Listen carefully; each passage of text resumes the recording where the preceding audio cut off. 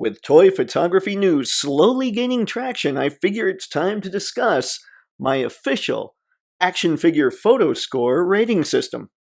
Let's get to it.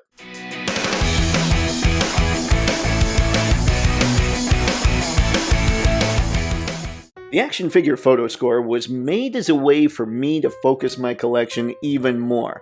Most of the time, we look at collections and we kind of decide what we're getting based on nostalgia, and for me, that got to the point where it wasn't good enough, let's face it, when it comes to companies selling you nostalgia. Nostalgia equals manipulation. So after a little while, I was thinking to myself, man, I don't like shooting a lot of these figures. For instance, let's look at this guy. Yes, friends, that's Rock Python. Yeah, he's a very pretty figure. He's not. And with the photo scoring system, if I were looking at him today and thinking, oh man, I do want more Serpent Society, I would realize this guy's a 2 out of 7 on the photo score, and when it comes to me, I generally like a 6 or a 7 out of 7, so immediately he gets cut out of contention. But that's from a few years ago. Let's look at something far more recent.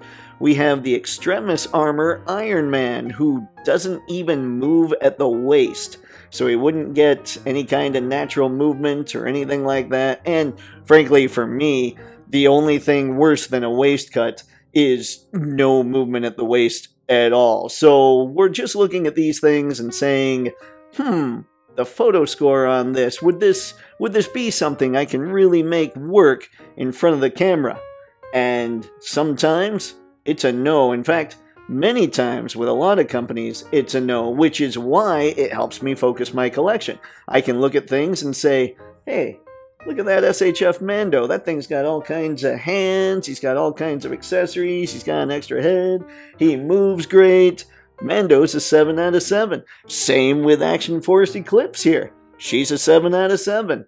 So these are things that are being used so that I can make up my mind whether or not I'm going to pick up an action figure. Like I said, nostalgia is a little manipulative, but that doesn't mean I'm not going to look at a Star Wars figure and say, hey, if it's a 7 out of 7, I want him. Especially if he's nostalgia bait, even though Mando can't really qualify as nostalgia. So, with that really long-winded explanation as to why I came up with a photo score, let's start looking at the points themselves. Let's use an example that I'll be talking about in this week's toy photography news to sort of illustrate what's going on with the photo score. The figure I'll be using is the DC Direct Page Punchers Supergirl by McFarlane Toys. Now, we look first at the sculpt. And I have to say, sometimes I will bust McFarlane stuff on having really weird proportions, because his stuff does have really weird proportions most of the time. Supergirl, however, she looks pretty good, so I'm going to give him a point for sculpt. Now, an additional point to make here, when it comes to sculpt, a repaint, like a straight up repaint where you can see there was no sculpt done at all, there was nothing additionally done to make the figure better or anything like that, it's just a straight up repaint, no hiding what the buck was at all, then that's not going to get a point for sculpt. Now, we're going to look here at paint, and I think it's going to have all the color usage that it needs throughout. Sometimes I wonder if I should call this color, or this category, color instead of paint, because we know that companies right now are trying to mold more in the color so they don't have to use as much paint, because paint has gone up quite a bit in price. But I look at her and I still think, nah, she looks pretty good. She looks like they've got the colors in the right spot and everything else. So she gets a point for paint. Then I look and see if she has an extra head, and she does not. Womp womp. So, no point for an extra head.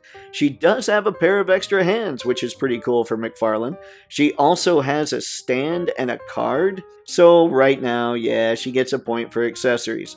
Now, as far as articulation, she has all the points necessary for great articulation in a figure.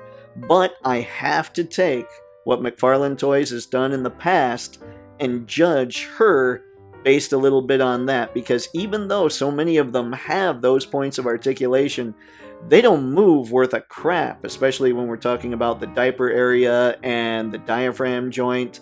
They just don't move well. So I'm not going to give her a point for natural movement, which seems subjective. But again, I have to go on what's happened in the past when I'm talking about this stuff that's coming out. Not to mention, when I was looking at all the product shots that somebody, whoever their photographer is, took for this figure, not one of them made any attempt to show any kind of movement when it came to the diaphragm joint or the waist joint. So Supergirl here does okay with a 5 out of 7. Side note, real quick, one thing that will always hurt natural movement when it comes to these things is a waist cut. Truly, the waist cut has to go. That's pretty much the strongest stance I have when it comes to action figures. Now, there are always exceptions to the rule, and in this week's Toy Photography News, I am going to start adding a plus and minus.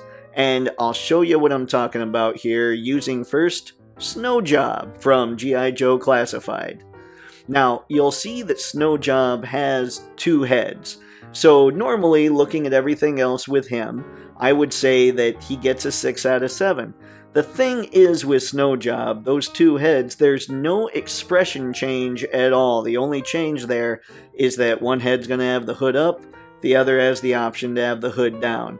So for me, while objectively he gets a 6 out of 7, without any kind of facial expression change or anything like that, then I'm going to give a figure like Snow Job here a 6 minus.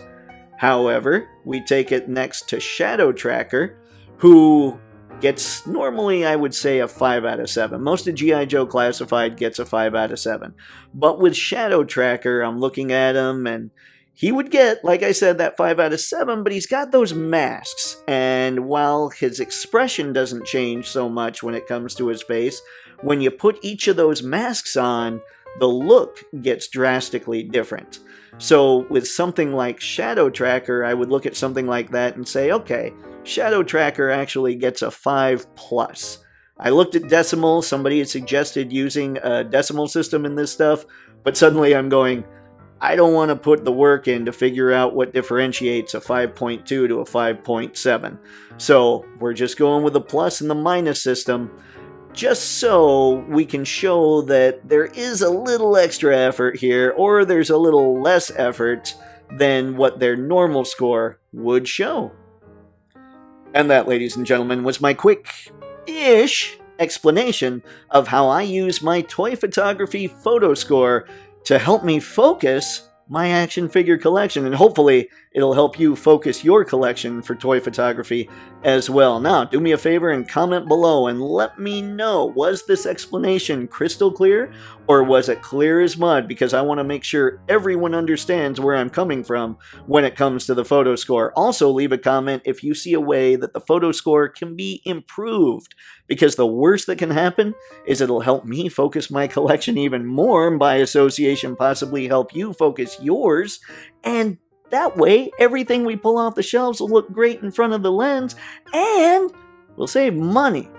And speaking of saving money, make sure to click the link in the video description below. That'll take you to Entertainment Earth, where you'll save 10% on all in-stock items. And if you spend $59 or more, you'll also get free shipping. But if you're watching this on TV, just go to Entertainment Earth, shop for some in-stock stuff, and type the code Toypixx to get your 10% off, plus, you know, if you spend that $59 or more, the free shipping thing. And if you're doing pre-orders and you click the link in the video description, make sure to just use the code FREESHIP59 if you're pre-ordering for more than $59. Whew! That's a lot of shilling, a lot of shameless give me money type stuff. Anywho, thank you for watching, everybody. I really appreciate it. We've got 716 subscribers. I feel like I'm on the road to 1,000. I'm getting giddy. And with all that said, until next time, have fun and happy snapping. See ya.